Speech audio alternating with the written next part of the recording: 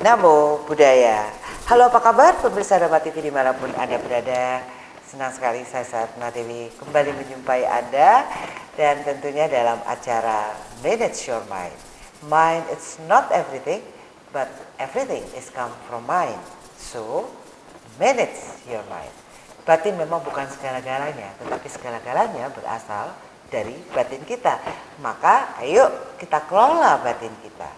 Tentunya di dalam acara Manage Your Mind kita belajar terus untuk bisa mengenal perangkap diri sehingga kita dapat mengelola, memanage agar mendapat yang disebut kebahagiaan. Baik, tema kali ini sangat menarik pemirsa, yaitu selalu berpikir positif ketika ada masalah. Nah, selama ini kita sering sekali dihadapkan dengan masalah dan tantangan yang membuat kita merasa stres dan tidak berdaya. Namun apa yang membedakan orang yang sukses dengan orang yang tidak adalah cara mereka menghadapi masalah itu. Masalah adalah kesempatan untuk tumbuh dan belajar, bukan untuk menyerah. Dan bagaimana kita dapat mengubah masalah menjadi kesempatan untuk tumbuh dan belajar? Yuk kita diskusi dengan narasumber kita yang luar biasa. Beliau adalah Yang Mulia Bhikkhu Dhamma Wicayo Mahathera. Apa kabar Bante? Ya, baik-baik semuanya. Semoga semua makhluk selalu bahagia dan menemukan kedamaian dan kebijaksanaan dalam batin mereka masing-masing. Namo Buddhaya. Iya, Bante gak keluar kota ini Bante? Ya sudahlah, sudah keluar baru sudah. kemarin berapa hari yang masuk. Oh iya, dari mana nih Bante? Dari kota mana? Ya, aja? kita hanya ke Surabaya. Sebetulnya juga mau diundang ke Jember tapi pas belum sempat. Oke. Di Jember memang banyak umat Buddha Bante? Ada juga lah. Jember, Banyuwangi ya Bante? Ya. Di sana ya. Oke. Baik Bante. Ini kita akan ini sebenarnya tema ini selalu dibicarakan oleh Bante ya, selalu dibicarakan.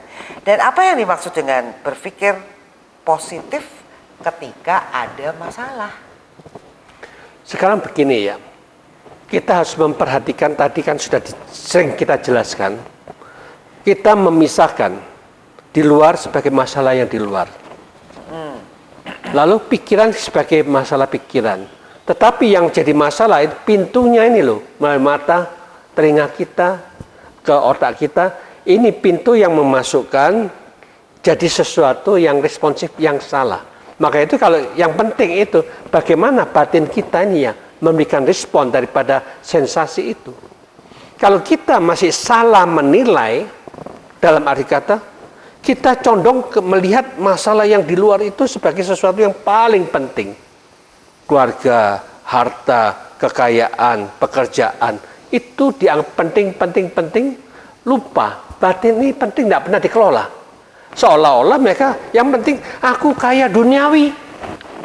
Batin nggak penting, bukan urusan kita, kan urusan atas. Nah itu kesalahan di situ. Konsepnya yang salah menyebabkan dia tidak mengatakan bahwa pikiran itu penting, batin penting. Maka dari itu, malah Sang Buddha katakan, yang di luar itu sesungguhnya itu yang menyebabkan masalah yang terus-menerus tidak pernah berhenti. Tetapi kalau kita bisa menyetop, itulah kewajaran di dunia ini, masalah tetap masalah. Tapi batin tidak pernah mempermasalahkan masalah itu. Selalu tersenyum melihat problem apapun juga yang kita hadapi, tersenyum. Ya begitulah hidup, memang sewajar seperti itu. Jadi tidak pernah memasalahkan.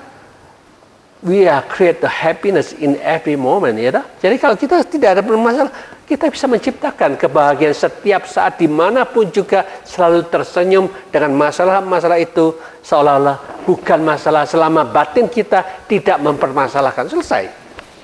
Oke, bagaimana ketika orang tua menemukan bahwa anaknya yang di bawah umur itu masalah nih? Gimana Bante? Bisa tetap tenang nih, ini mungkin terjadi ya, dan ini pernah terjadi gitu ya, sering terjadi, apalagi saat ini. Gimana nih cara ngadepinnya? Ya, maka itu sebelumnya kan kita harus tahu, kita harus mendidik anak-anak kita. Jadi mendidik itu dengan cara berdoa.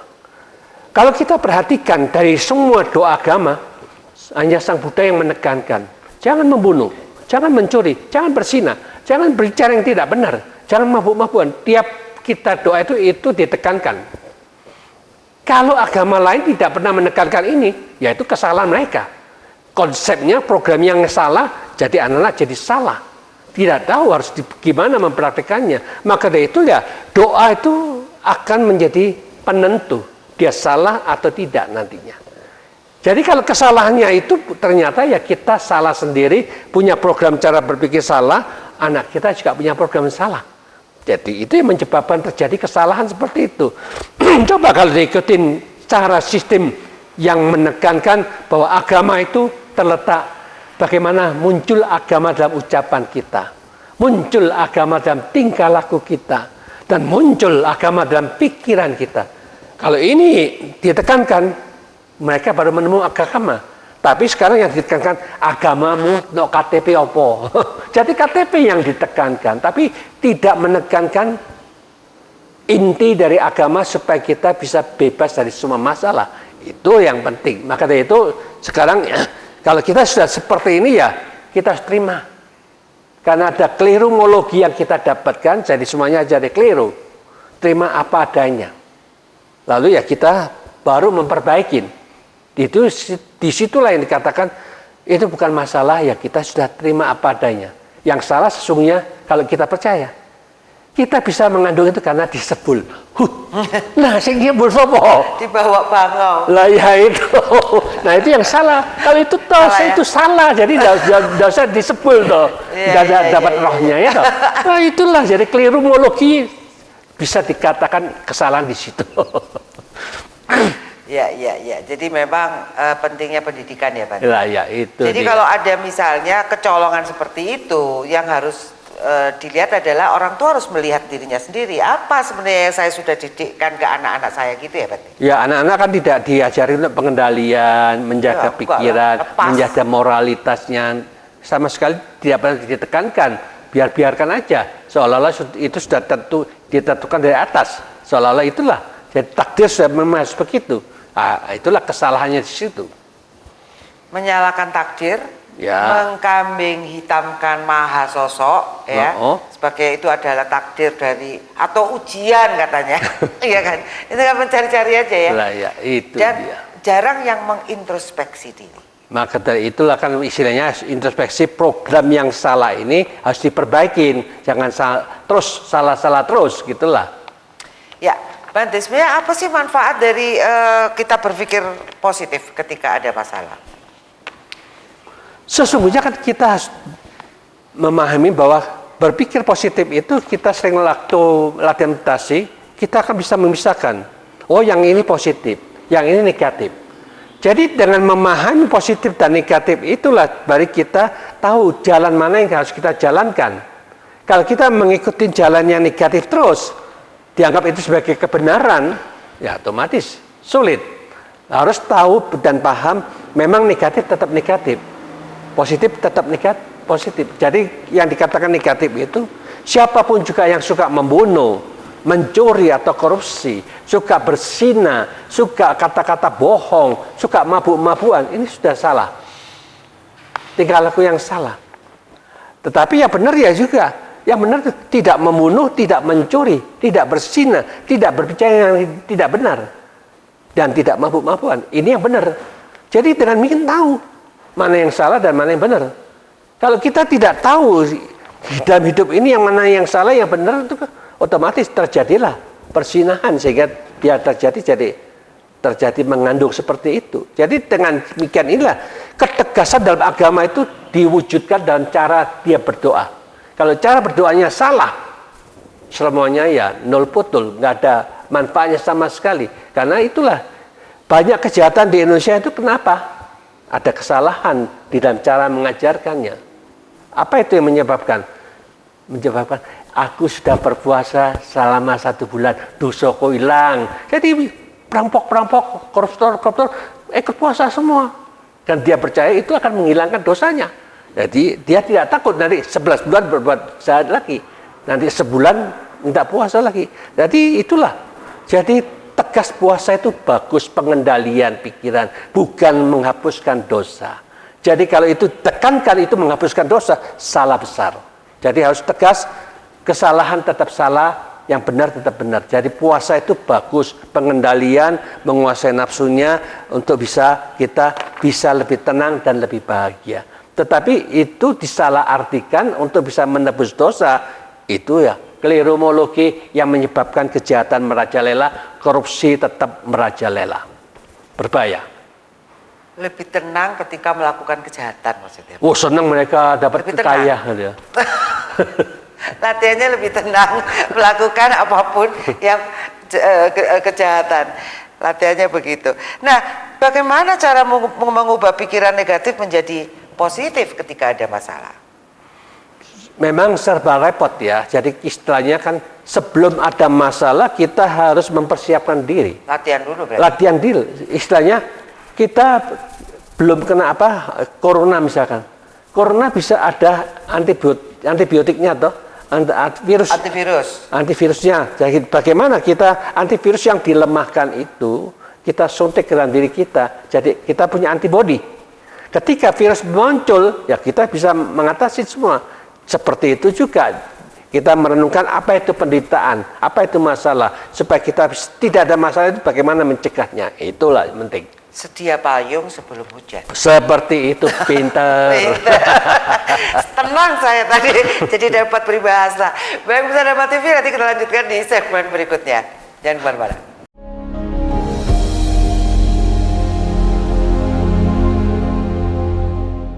Baik, pemirsa Dharma TV, kita lanjutkan bincang kita selalu berpikir positif ketika ada masalah. Dan saya rasa setiap dari kita mungkin setiap hari ada aja gitu ya masalah ya Bante ya. Nah, disarankan untuk melatih meditasi ya Bante. Sesungguhnya begini, masalah tidak akan terselesaikan setiap saat, selalu ada. Maka itu sekarang kita berusaha, mengapa kita itu selalu terjadi masalah? Karena kita masih belum terbiasa untuk menciptakan kebiasaan yang lain dari yang lain. Karena kita selalu arah pikiran kita terjunnya ke masalah terus-menerus. Jadi itulah yang jadi masalah. Kalau kita tidak merubah mindset kita, membiasakan untuk menciptakan energi positif, kekuatan masalah itu begitu kuatnya.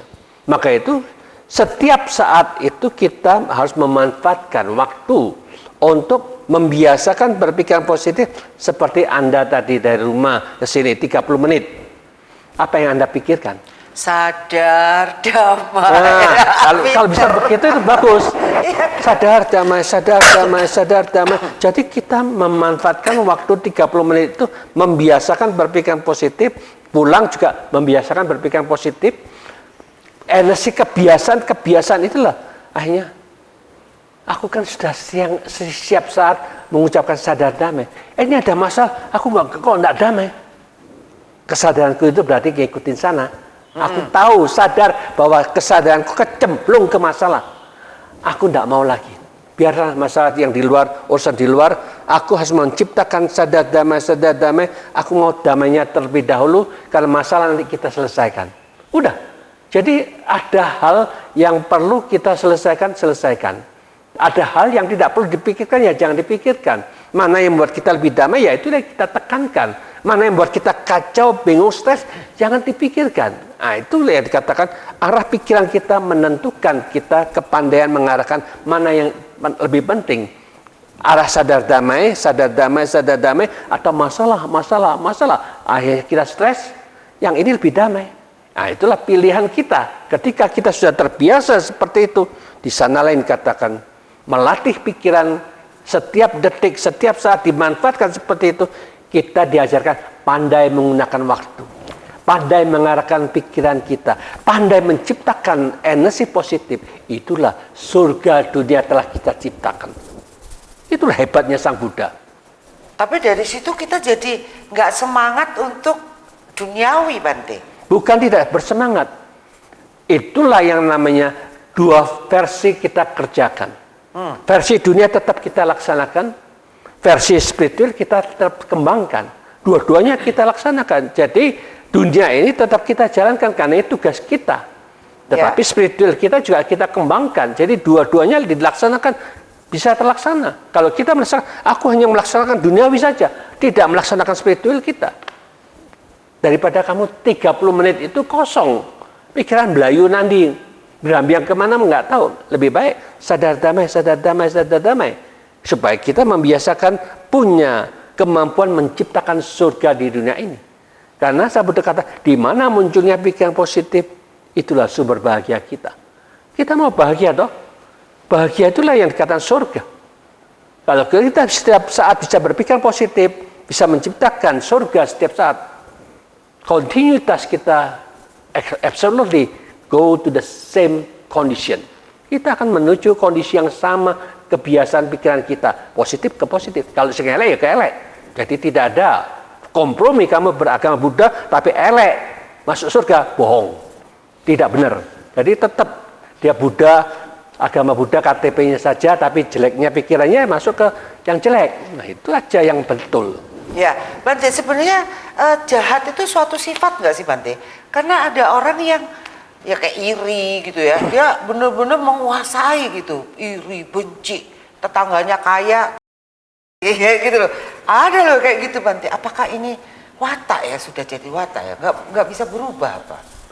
Sesungguhnya itu ya istilahnya, kalau manusia itu dibiarkan dibaba-baba, tidak ada program yang benar dan salah diketahuin, akhirnya ya condongnya ke arah yang salah terus. Maka itu belajar agama itu belajar untuk bisa memisahkan benar sebagai benar, salah tetap sebagai salah. Jadi jelas, tegas, tidak bisa dimonopoli yang salah sebagai kebenaran, yang benar dikatakan salah. Jadi itulah yang dikatakan ketegasan, inilah yang dikatakan belajar agama itu harus memahami mana yang dikatakan kebenaran ini harus dibangkitkan, dibiasakan. Kejahatan ini jangan dibiasakan ke sana. Kalau dia terbiasa ke sana ya sulit. Karena mereka seolah-olah aku tidak percaya agama, aku tidak percaya Tuhan, aku tidak percaya surga neraka, tidak percaya semuanya. Akhirnya ya itulah yang menyebabkan dia melakukan seperti itu. Tetapi kalau dia tahu bahwa kalau aku melanggar ini semua, aku nanti juga bisa dipenjara. Misalkan kita membunuh lah, ya pasti lama-lama ketangkep. Nah, menipu, mengkorupsi, lama-lama ketangkep juga. Nah, ya itulah yang, waduh, saya akan kalau ketahuan kan ketangkep juga. Nah, itu kan jadi sarana untuk dia melatih jangan sampai terjadi supaya kita tidak ketangkep.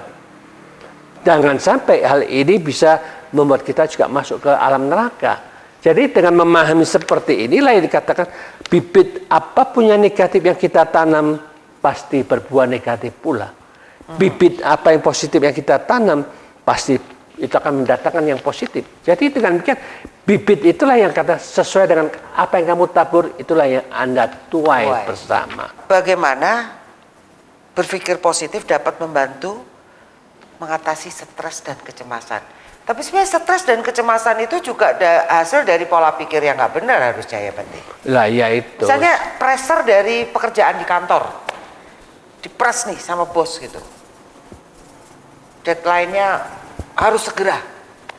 Ya itu sudah kewajaran lah, atasan itu maunya sesuai dengan apa yang mereka pikirkan dan diucapkan. Tetapi kan kenyataan tidak sesuai dengan kewajarannya. Gitu. Jadi kenyataan itu yang penting. Maka dari itu kita dipres oleh atasan. Kita sudah berusaha sebaik mungkin. Tetapi di dalam kesempatan waktu sedikit demi sedikit, apakah kita waktu duduk, waktu kita setir mobil, waktu kita berjalan, ucapan sadar damai terus menerus. Jadi kita sudah terbiasa untuk mengarahkan yang positif. Jadi yang negatif yang kita takut tidak berhasil, takut gagal, sudah kita berusaha untuk melaksanakan. Tetapi ya kalau memang pelaksananya tidak tercapai ya kita ngomong apa adanya. Ya sudahlah, kita sudah jalankan. Mungkin ada diharapkan kenaikannya bisa 20%, ternyata kita bisa naikkan cuma 5%, ya sudah, mampunya segitu. Ya, nanti atasan terima begitu ya, mereka tahulah suasana ekonomi memang seperti ini, naik 5% itu sudah termasuk lumayan kan gitu. Jadi mereka bisa terima, tetapi ya hanya asal ketika dia ketemu dalam kelompok mereka itu menegaskan supaya kemajuan itu bagaimana targetnya segini, kan begitu. Ya. Kan semuanya targetnya besar, tapi yang bisa ternyata segitu ya sudahlah, sudah dia terima apa adanya. Karena itu sekedar ngomong saja di depan pertemuan ya, jadi supaya mereka ada semangat. Tetapi kenyataannya kita hanya dapat 5% ya sudahlah, terima apa adanya.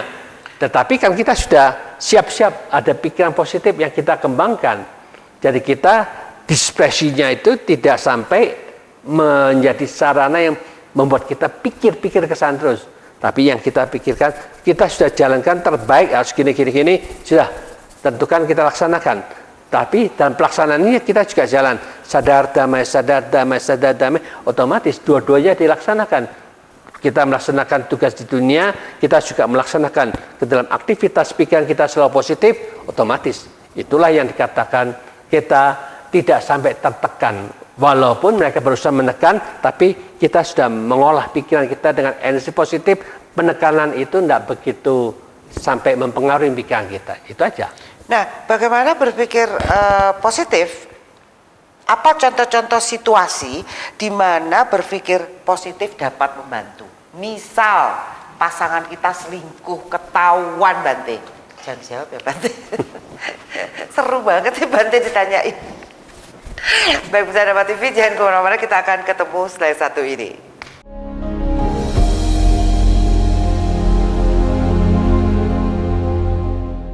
Baik, pemirsa Dharma TV, saya ingatkan segmen keempat nanti kita akan melakukan meditasi bersama, sehingga apapun bahasan kita, teori-teori haruslah kita endapkan. Jadi ketika kita nanti menghadapi persoalan, kita bisa dengan lebih tenang menghadapi segala sesuatu ya.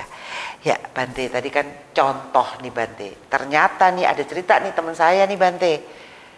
Suaminya ketahuan selingkuh dan itu sudah berjalan 5 tahun dan punya anak Bante. Bagaimana kita berpikir positifnya Bante? Ya, kita harus paham juga manusia itu kan sifatnya macam-macam. Ya. Sang Buddha katakan ada yang manusia saterajano, ada juga manusia dewo. Jadi kita yang dapat yang mana? Oh ternyata mereka itu bersifat seperti binatang. Yang Pancasila Buddhis dilanggar semua tuh. Nah ya itu, jadi seperti ayam jago, ketok babon diserang, babon diserang. Jadi itulah dari mereka, alam bawah mungkin ya. Ya itu, jadi Bisa kan jadi, mereka ya? seperti alam binatang toh. Jadi pikirannya dia seperti alam binatang. Jadi memahami seperti ini ya kita bisa terima apa adanya supaya kita memahami, istilahnya ya bisa menerima kenyataan seperti ini ya otomatis dalam keluarga kita tidak sampai terjadi perpecahan yang begitu dahsyat. Maka itu kita rundingkan maunya gimana ini sekarang seperti ini. Maka itu ya semuanya dirundingkan ya dikatakan mencari jalan yang terbaik bagaimana kan begitulah. Kalau kita lihat ya itu sudah merupakan kewajaran akan terjadi. Maka dari itu siapapun juga yang tidak melaksanakan doa yang benar, otomatis kesalahan akan terjadi. Doa yang benar tadi kan sudah katakan, tidak membunuh, tidak mencuri, tidak berzina. Tetapi dia berzina. Otomatis ini yang menyebabkan masalah. Jadi agama itu bertujuan supaya kita tidak timbul masalah. Tapi manusia itu tidak senang, senangnya golek masalah.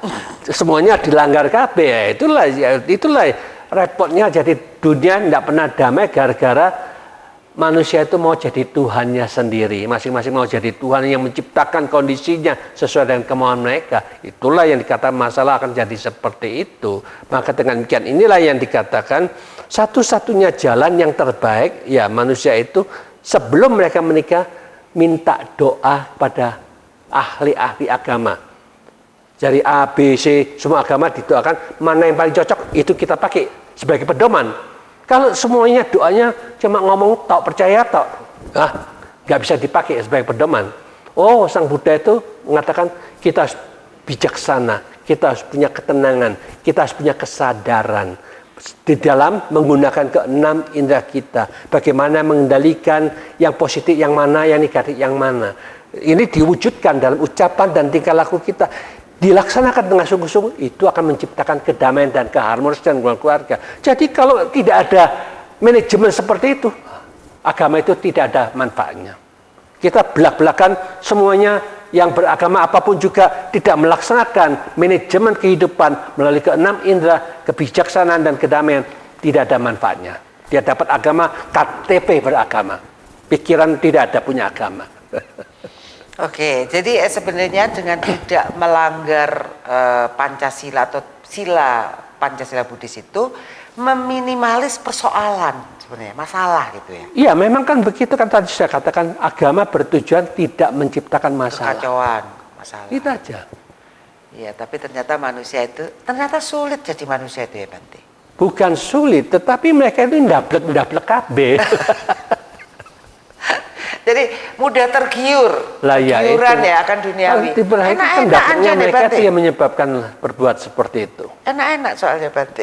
Lah iya itu yang ke neraka seneng kabeh. Iya. Karena bayar itu seneng. Kalau kamu meditasi nggak bayar nggak mau. Saya gratis nggak mau ya. Iya.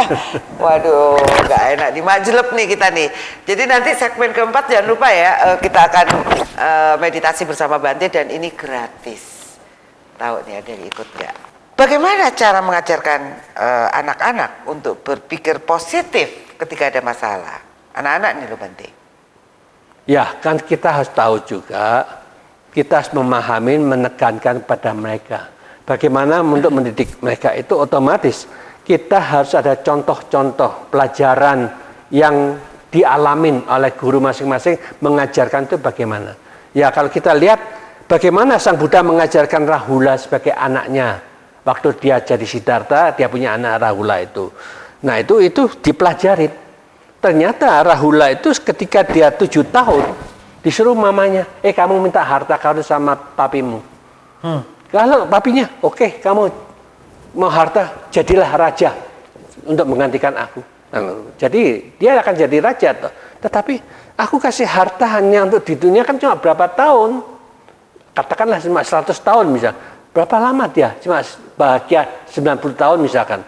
Otomatis dia akan memberikan harta kamu yang sangat berharga, yaitu kamu jadi samana, pertapa yang dibimbing, diarahkan. Akhirnya selama dia menjadi samana 7 tahun itu, usia 21 dia mencapai kesucian, menemukan berlian yang sangat berharga. Jadi kalau kita pelajarin itu, di situ banyak pendidikan yang sangat bagus untuk anak-anak. Maka itu harus berani belajar agama mana yang mengajarkan dengan luas, dalam, dan tidak menekankan percaya. Tetapi menekankan, kalau kamu melaksanakan ini, kamu dapat manfaatnya. Kalau melaksanakan yang begitu, kamu akan sengsara.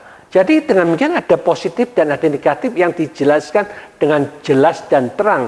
Tidak ditakut-takutin. Kalau kita ditakut-takutin, itu saya ngomong aja gak urut temenan. Hanya nakut-nakutin. Ini udah deket kiamat loh. Lah iya itu. Ya kan Bante? Sehingga berkali-kali kiamat. Jadi Tuhan sedang menunda. Tadi kita dipuji berulang-ulang, percaya Cancel. Iya, kita percaya aja ya Bante ya. Lah ya kasihan dong kalau kita bujui terus. Tapi menurut Bante ini udah deket dengan kiamat belum? Nggak usah pusing lah, yang kiamat awet dhewe masing-masing kok. Dunia masih jauh, jangan pusing. Baik. Kadang-kadang tidak ada tema pembicaraan sehingga akhirnya yang diulang-ulang ya hal-hal semacam itu. Bentar lagi kiamat loh gitu. Taubat loh gitu ya berarti kan. Ya supaya mereka kasih persepuluhannya toh penting. Baik. Nah, apa yang harus dilakukan jika orang lain tidak mendukung berpikir positif Bante? Jadi kita misalnya berada di satu lingkungan, ketika kita berpikir positif, ternyata yang lainnya tidak berpikir positif, tapi merasa benar gitu loh. Dengan negatif, pemikiran negatifnya itu dia merasa itu yang paling benar, repot kan Bante itu. Ya itulah wajar. Jadi kan Sang Buddha sudah mengatakan, nanti yang bisa masuk ke alam bahagia itu cuma 2 tanduknya kerbau. Sedangkan yang masuk alam sengsara itu seperti bulu-bulunya kerbau. Jadi yang jelek itu sangat banyak. Yang baik itu sangat sedikit. Kalau kita mengikuti cara yang jelek-jelek itu, ya otomatis kita akan ikut jelek. Maka itu kita memperteguhkan diri, aku mau jadi tanduk kerbau lebih berharga. Lebih baik kita jaga diri kita supaya kita tidak terhanyut oleh mereka. Kita tahu bahwa menjaga keseimbangan, tiap-tiap orang punya karmanya, dia akan menerima buah karmanya sendiri, akan memarisin karmanya sendiri. Kita tidak bisa untuk menggantikan karma mereka. Biarkanlah karma mereka, kalau memang condongnya ke negatif itu, biarkanlah mereka menuju ke alam yang rendah nantinya. Kita mau yang tinggi, otomatis itu berat tantangannya. Jadi kita menjaga kedua tanduk itu lebih berharga, ya kita jaga pikiran kita supaya kita tetap seimbang, tetap bijaksana, tetap tenang, tetap bahagia dengan ucapkan sadar damai, sadar damai. Sudah cukup itu, tidak usah terlalu banyak-banyak. Ya, Bante, apakah berpikir positif dapat membantu mencapai tujuan dan impian kita? Otomatis, jadi berpikiran positif itu bagaimana kita mengarahkan pikiran itu berguna untuk duniawi juga, berguna juga untuk spiritual kita. Jadi dua-duanya kita bisa berpikiran mana yang positif, yang bisa mendatangkan untung, membawa kemajuan untuk duniawi ini. Kita jalankan. Mana yang bisa merusak, menghancurkan, ya kita jangan laksanakan. Jadi dengan cara seperti mempelajari seperti inilah yang dikatakan kita akan mendapatkan manfaat dengan memahami berpikiran positif itu ternyata sangat bermanfaat untuk duniawi, sangat bermanfaat untuk spiritual kita. Jadi dengan demikian ini dua-duanya akan kita peroleh. Maka dari itulah yang dikatakan belajar ilmu itu sekarang ini sangat gampang bisa kita dapatkan. Misalkan kita melihat bagaimana para jutawan itu bisa menjadi manusia yang kaya raya misalkan. Apa saja yang mereka lakukan. Nah, kita mau jadi seperti mereka. Pelajarin riwayat perjuangan mereka itu. Jadi dengan demikian kita akan mengikuti jejak mereka, kita akan sesuai dengan harapan yang kita inginkan.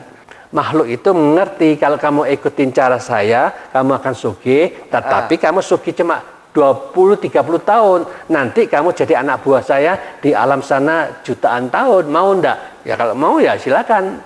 Ya, itulah. Jadi mereka menderita kan kasihan juga di alam sana jutaan tahun nanti. Cari temen nih ceritanya. Lah iya, jadi dia menggantikan posisinya toh. Baik, Bante. Ya, pemirsa Dharma TV, kita akhiri segmen 3. Dan tentunya mari kita persiapkan diri untuk melakukan meditasi bersama di cari tempat yang tenang, tidak ada lalu lalang mungkin, atau anak-anak yang sedang bermain di sekitar. Mari kita bersama-sama di segmen keempat lakukan meditasi. Jangan kemana-mana.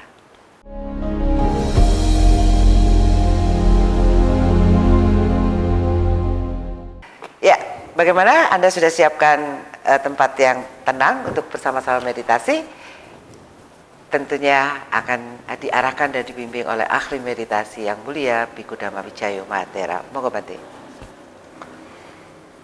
Para pemirsa Dhamma TV yang berbahagia, kesempatan yang terbaik kita untuk menemukan inti penggerak hidup kita yang berada tepat dalam pikiran kita masing-masing. Belajar dalam pikiran ini sangat-sangat penting. Tetapi yang penting adalah syaratnya. Kita harus menemukan tempat yang tenang. Kita harus melepaskan semua beban masalah kita. Kita tahu arah pikiran kita. Siapapun juga memahami cara untuk menata pikiran seperti itu. Tentukan, sediakan waktu untuk berdiam diri. Dengarkan dengan sebaik-baiknya. Arah pikiran kita itu penentu untuk menjadi tenang atau tidak. Kalau kita bisa mengarahkan pikiran dengan tepat, fokus, dan mencapai ketenangan, disitulah sesungguhnya kita akan menemukan kedamaian itu sendiri. Maka saat ini dan seterusnya, jangan ragu dan jangan bimbang. Pikiran yang terarah menuju ke nafas kita masing-masing. Sadarilah sentuhan-sentuhan angin yang keluar dan masuk. Terasa panas dan sejuk. Sentuhan angin itu fokus di sana. Jalankan dengan sukacita, penuh dengan kebahagiaan. Karena ini inti yang sangat-sangat berguna untuk menata pikiran, mencapai pemusatan, dan menemukan kedamaian itu sendiri. Meditasi kita mulai.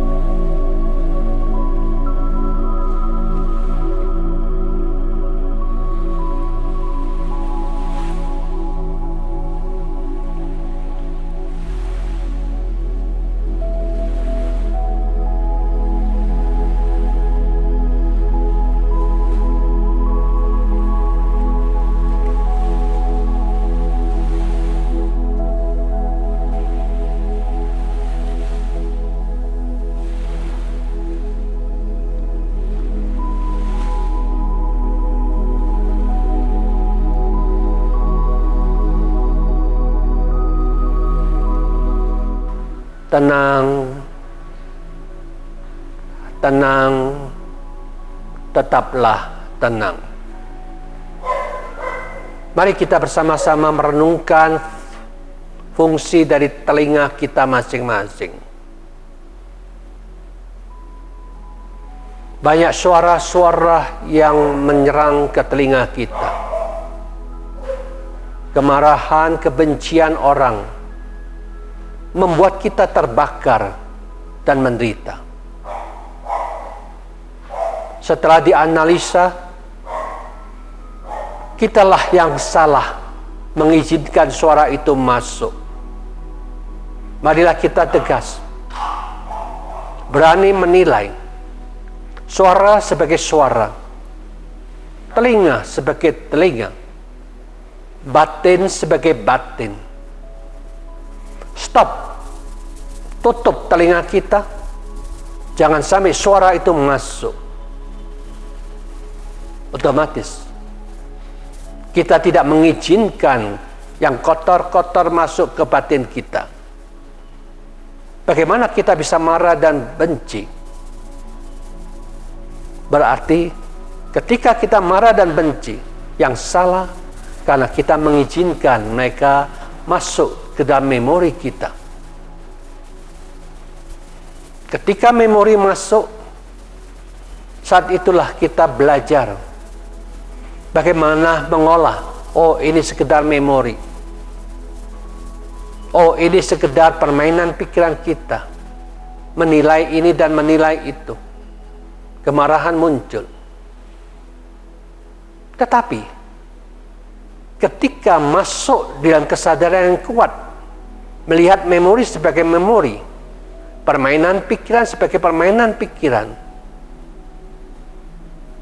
kita akan tahu, oh ternyata di dalam kedamaian itu terletak dalam kesadaran yang kuat dan kokoh. Jangan masuk ke memori maupun permainan pikiran yang menciptakan karma, kebencian, dan kemarahan itu. Di dalam damai dan hening terjadi keseimbangan dan kedamaian. Mari masuk di dalam kesadaran yang kuat dan kokoh. Meditasi sadar sepenuhnya.